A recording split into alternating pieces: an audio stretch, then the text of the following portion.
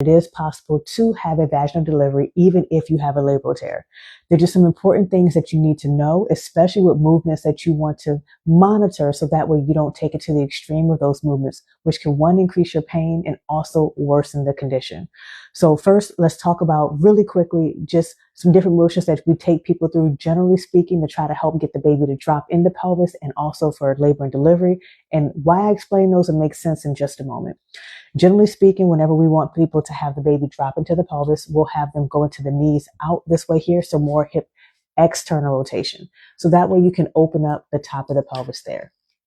Now, when we're ready for mama to be able to release and push the baby out, working along with that infant projectile reflex, we want to make sure that the bottom of the pelvis can open up. So we'll tell them to gently turn the toes and the knees in, so that way we can open up the bottom of the pelvis. Now, the concern sometimes with opening up the bottom of the pelvis when it comes to women who have a labral tear is that internal rotation can be very painful.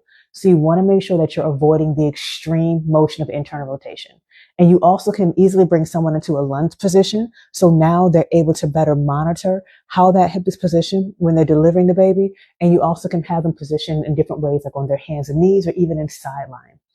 Another motion that you want to be cautious with hip labral tears when having a vaginal delivery is hip flexion. Now, going backwards here, this is hip extension, but going forward, this is hip flexion. Marching, hip flexion. Squatting, my hips are flexing. Coming down forward, my hips are flexing. So even when I'm on all fours, I'm still getting some hip flexion.